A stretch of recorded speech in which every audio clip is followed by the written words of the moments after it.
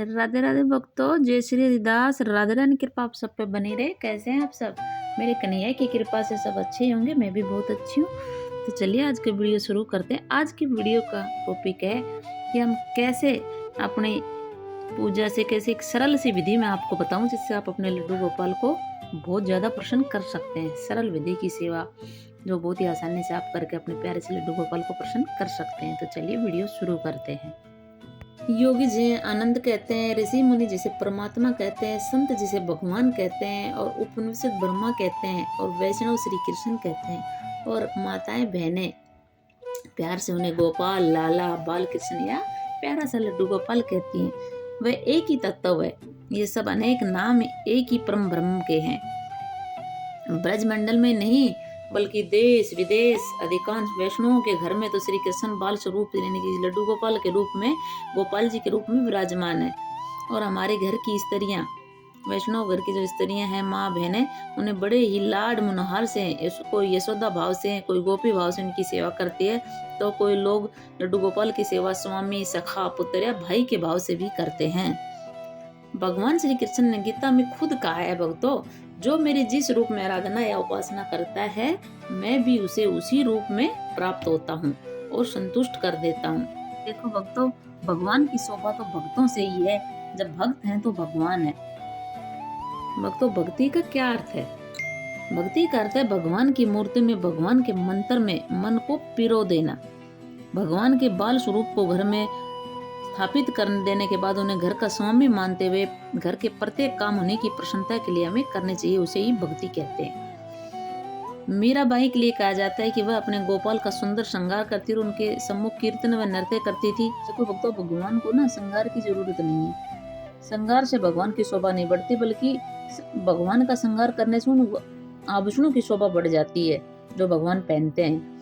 देखो भक्तों, जब तक हम भगवान का श्रृंगार करते हैं ना, हमारा मन, हमारी आंखें भगवान पर टिकी रहती हैं, जिनसे हमारा मन शुद्ध होता है और भगवान से हमें प्रेम होने लगता है। भगवान की तरफ से हमारा प्रेम बढ़ने लगता है। और जब बात हो बाल कृष्ण के श्रृंगार की, तो फिर तो कहने ही क्या है। फिर तो हमारी आंखें ऐसी उनमें उलझ जाती हैं कि फिर वो बाहर निकलती नहीं और हमारी नैया वो पार लगा देते हैं। आपको पता है, विदुर जी और विदुरानी जी प्रतिदिन बाल कृष्ण का 3 घंटे का ध्यान और फिर पुष्पों से उनका श्रृंगार करते थे। वे विष्णु सहस्त्र नाम का पाठ करते हुए भगवान के श्री चरणों में तुलसी अर्पित करते थे। कीर्तन से बाल कृष्ण को प्रसन्न करके भगवान की कथा भगवान को सुनाते थे। बाल कृष्ण का दर्शन करते हुए उनकी आंखों में आंसू बहने लगते थे, शरीर में एक रोमांच होने लगता था। इस प्रकार वे सेवा, ध्यान, जप, कीर्तन, कथा आदि में निमग्न रहकर वे मन को भगवान से दूर जाने ही नहीं देते थे। विदुर विदुरानी की भक्ति से आकर्षित होकर द्वारकानाथ उनके घर खींचे चलाए और उन्हें प्रत्यक्ष दर्शन दिए। आपको एक पद सुनाती हूँ जिससे भगवान कृष्ण की प्रसन्नता जुड़ी हुई है। तो ज्यादा अच्छी तो लय भाषा मुझे नहीं आती, फिर भी कोशिश करती हूँ। जो इस प्रकार है, तो आप भी सुने, आपको आनंद आएगा। प्रभु सेवा को खर्च न लागे, अपनो जन्म सुफल करे, मूर्ख क्यों डर पे क्यों भागे। उदर भरन को करी रसोई, सोए भोग धरे, माँ प्रसाद होए, घटे न किनको अपनो उदर भरे। मीठो जल पीवन को लावे, तांबे झारी भरे, अंग ढकन को चाहिए कपड़ो, तांबे साज करे।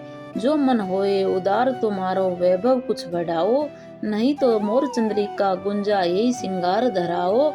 अतर फूल फल जो कुछ उत्तम प्रभु पहलियो धराओ। चले जो मन चले वस्तु उत्तम पे, प्रभु को धर सब खाओ। कर सम्मद स्वामी सेवक को, चल मार्ग की रीति अपनाओ। पूर्ण प्रभु भाव के भूखे, देखे अंतर की प्रीति। या में कहा घट जाए तिहारो, घर की घर में रहिए। वल्लभ दास हुए गति अपनी, भलो भलो जग कहिए। बताया गया है कि श्री ब्रज में श्री लड्डू गोपाल जी को ही ठाकुर जी कहते हैं, और उनकी सेवा में आपको कोई अलग से खर्च करने की जरूरत नहीं है। जो अभागे लोग जो खर्चे के डर से या बहुत ज्यादा तामझाम के डर से उनकी पूजा से वंचित रह जाते हैं, ये उन्हीं के लिए है कि आपको ज्यादा कोई अलग से खर्च करने की या कुछ भी करने की जरूरत नहीं है। आप इस पूजा से बिल्कुल वंचित मत होइए और आप ये लाभ मिलता है इसको उठाइए। घर के सदस्यों के लिए जो भोजन आप बनाते हैं उसी से पहले ठाकुर जी का भोग लगा दो, जिसमें प्याज लहसुन ना हो, वह महाप्रसाद बन जाएगा।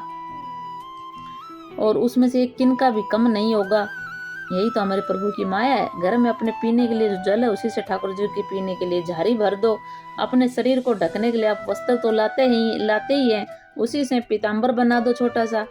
यदि श्रद्धा और सामर्थ है आपकी तो कुछ वैभव से यानी सोना चांदी से भी श्रृंगार या अपने सामर्थ्य के अनुसार आप उनका श्रृंगार कर सकते हो। अगर नहीं है तो कुछ वस्तु उनके लिए ले आओ, नहीं तो केवल मोर मुकुट और गुंजमाला से ही आप ठाकुर जी को प्रसन्न कर सकते हो। तो इन्हीं से प्रसन्न हो जाते हैं। इतर फूल फल घर में हो तो पहले ठाकुर जी को अर्पण कर दो। अगर तुम्हारा मन कुछ अच्छा खाने का करे तो पहले ठाकुर जी को अर्पण करके खाओ। ठाकुर जी के साथ स्वामी का संबंध रखते हुए उनके बताए गए मार्ग पर चलें।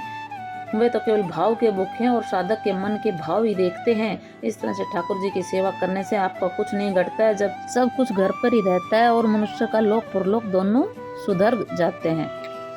तब आपको ये तो पता चल ही गया होगा कि लड्डू गोपाल की सेवा करना कोई ज़्यादा कठिन काम नहीं है, बहुत ही सरल और सहज तरीके से हम कर सकते हैं। ये बिल्कुल वैसे ही है जैसे घर में 5 सदस्य 4 सदस्य हैं, एक बच्चा और जन्म ले लेता है घर में, तो उसी का जिस हिसाब से बड़े प्यार से और दुलार से काम होता है उसी हिसाब से हम लड्डू गोपाल का कर सकते हैं। बस सिंपल सी ये बात है, इसको आपको समझना है कि हमारे घर में एक बच्चे का जन्म और हो गया है। बस उसी तरह से उनकी सेवा करें और लड्डू गोपाल इस भाव से अगर आप सेवा करेंगे तो आपको कुछ भी करने की जरूरत नहीं। लड्डू गोपाल वैसे ही आप पे बहुत प्रसन्न हो जाएंगे। और छोटी छोटी चीज़ें जो बता देती हैं उनको प्रिय हैं, जैसे लड्डू गोपाल को सुबह स्नान कराएं, उनका सुंदर श्रृंगार करें और उनको मुरली मोरपंख ये छोटी छोटी चीज़ें जिनको उनको एक छोटे छोटे खिलौने जिनसे प्रसन्नता मिलती है बच्चों को, ऐसे ही चीज़ें उनको दे, यही उनको प्रिय है। तो इन्हीं से आपके लड्डू गोपाल बहुत प्रसन्न हो जाएंगे। और बस उनका वो तो भाव के भूखे हैं, आप उनको भाव जरूर दें। भाव वो आपके मन के सारे भाव पढ़ लेते हैं, जो आपके मन में चल रहा होता है वो सब जानते हैं, क्योंकि वो परमात्मा है, परम ब्रह्म है। तो आप उनके साथ बहुत ही भाव से जुड़े, ना कोई लालच में या किसी की देखा देखी में ना लेके आए कि उसका ये हो गया लड्डू गोपाल आने से उसको ये मिल गया तब लेके आए, नहीं।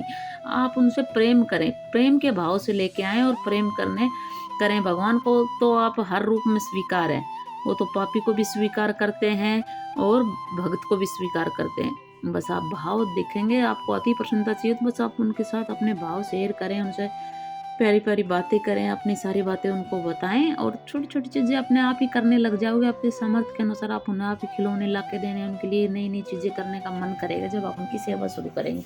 तो बस यही चीज़ें हैं जो लड्डू गोपाल को बहुत प्रसन्न करती हैं। भगत के भाव ही उनको प्रसन्न करते हैं, किस भाव से उनसे जुड़े हैं वैसे ही उनकी लीलाएं वो दिखाने शुरू कर देते हैं। और ये पक्की बात है, जहाँ लड्डू गोपाल की सेवा होती है भाव से, वहाँ लड्डू गोपाल जरूर चमत्कार करते हैं। ये आप आजमा के देख लेना, मेरा अनुभव है। तो राधे राधे भक्तों, ये कैसा लगा ये वीडियो, आपको ये जानकारी आपको बहुत ही सरल तरीके से मैंने बताया है। बहुत से आप सेवा करके और सरल भाव से आप सेवा कीजिए, आपको कुछ भी अलग से करने की ज़रूरत नहीं है। और जैसे आपके घर में एक बच्चा सदस्य बढ़ जाता है, एक बच्चा आ जाता है, उसी तरह से समझिए कि बच्चा घर में आ गया, उसी तरह से आप इनकी सेवा करिए। आपको कुछ भी ज़्यादा करने की ज़रूरत नहीं है। आप लड्डू गोपाल आप पे बहुत प्रसन्न हो जाएंगे और आपको मन चाहा आपकी सारी मुरादें सब कुछ मनोकामना पूरी करेंगे। तो राधे राधे भक्तों, वीडियो अच्छा लगा हो तो उसे लाइक शेयर और सब्सक्राइब करना। राधे राधे मेरे प्यारे से लड्डू गोपाल का श्रृंगार आपको कैसा लगा कमेंट करके जरूर बताना। राधे राधे।